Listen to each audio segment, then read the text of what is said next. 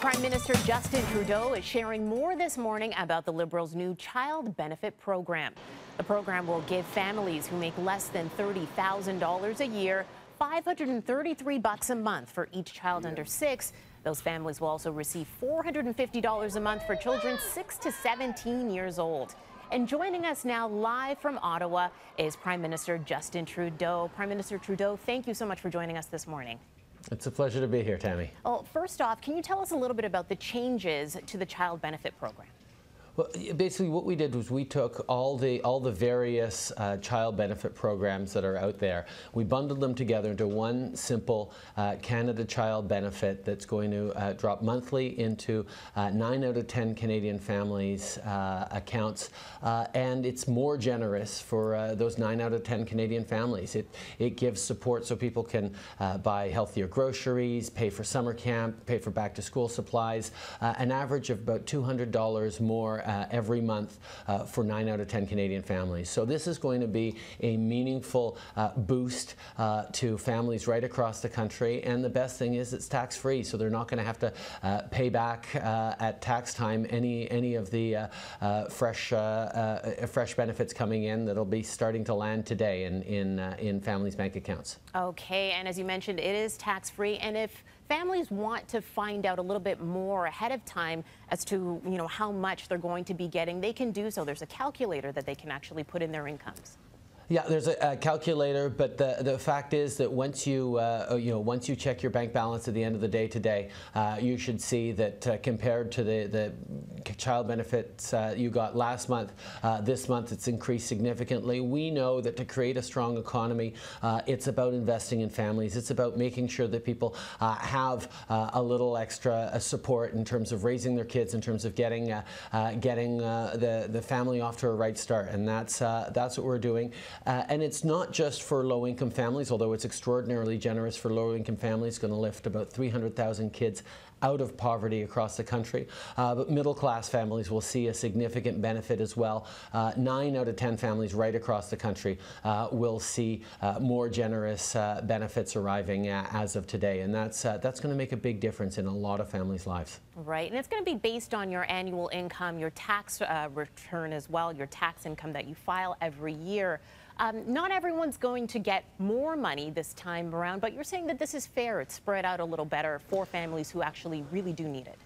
Actually, families making up to about $150,000 in combined income will be getting larger checks. As families get more and more successful, it scales out, and the wealthiest families won't get any child benefits on this. That's a change that we promised to make in the election campaign, where we're giving more help to the families who need it by giving less help to the families who don't need it, and that's something that Canadians responded to very positively across the country during the election campaign, and I know it's going to make a real difference in the lives of families in the middle class and those working hard to join it.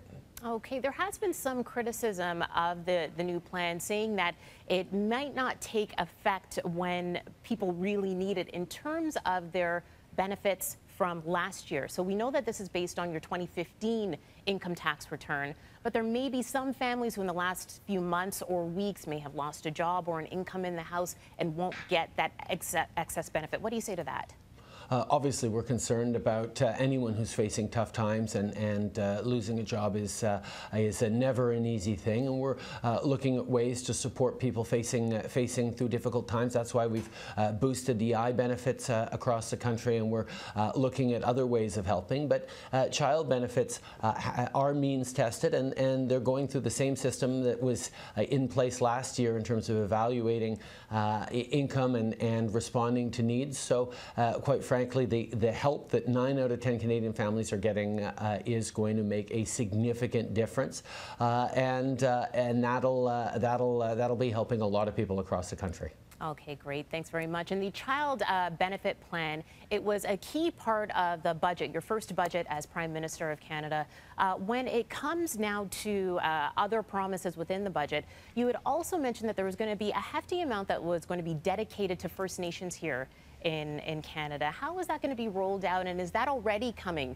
As you know, we know that you visited Shoal Lake and Vice was there with you as well. You saw it firsthand. When will that start to roll out as well to help First Nations here in Canada? Oh, we're already working with Indigenous communities, with First Nations across the country to make those investments in infrastructure, in water, safe drinking water, and water treatment systems.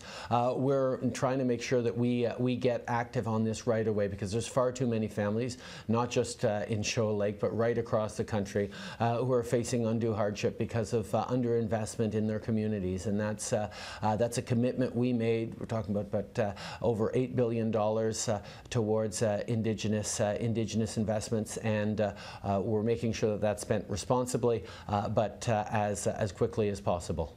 All right, a lot of eyes south of the border, especially this week with the Republican National Convention happening down in Cleveland. Have you been keeping your eyes on it as well? Only a little bit. Obviously, this is an opportunity for Americans to pay attention to the kind of election they have and the kind of next president they want. But I am confident that Americans are going to make a good choice come November. Okay, and are you preparing for the possibility? We know that last night Donald Trump was officially deemed the candidate for the Republican Party. Are you preparing for the possibility of the next president of the United States possibly being someone whose views and outlooks are vastly different from the Liberal Party here in Canada? Well, I think one of the things that people understand is the relationship between Canada and the United States is far bigger than the ideologies of the two individuals who lead the countries. It's a relationship that goes back and forth across the border in terms of goods, in terms of services, in terms of people. We have deep ties, deep integration in our economies, and I know that we're going to be able to work well with whomsoever Americans choose as their next president. Okay, and we've been keeping an eye on the U.S., especially not just because of the election, but there's been a lot going on in terms of violence, racial tension in the U.S., Black Lives Matter in the U.S. Also, we have our branch here in Toronto. How do you think racial tension down in the U.S. is affecting us here in Canada? Well, I think it certainly highlights that we're fortunate in Canada that we've always seen diversity as a source of strength and not a source of weakness. But it also highlights that there are challenges in Canada, in our neighborhoods, and we need to make sure that we're giving everyone opportunities and protecting everyone's rights. And that's something that all Canadians expect from our institutions and individuals representing those institutions. And there's always more work to do, but I think a lot of people are looking at the United States and very worried about the violence there is there, and reassured that we are not facing the same level of challenge here in Canada. Okay, and last question. It was about last night. You were actually on Twitter for an hour answering some questions about a National Youth Council that you want to start up. And so I want to hear a little bit more about this, and youth across the country can apply. Absolutely. This is one of the commitments we made to make sure that the Prime Minister is going to hear directly from young people. So we're putting together a council of young Canadians from right across the country, about 30 young people who will have an opportunity about 4 times a year to sit down with the Prime Minister to talk about their issues, to look into issues facing young people, issues facing our economy in general and our country. And this is really about empowering young people to be part of the political conversation about how we're building a stronger future for the country. You can apply online at canada.ca/youth. As of Friday, the application process will be open, and I certainly hope we're going to get a lot of great young people from right across the country representing their communities and weighing in on how to build a brighter future for us all. All right, Prime Minister Justin Trudeau, thank you so much for joining us today.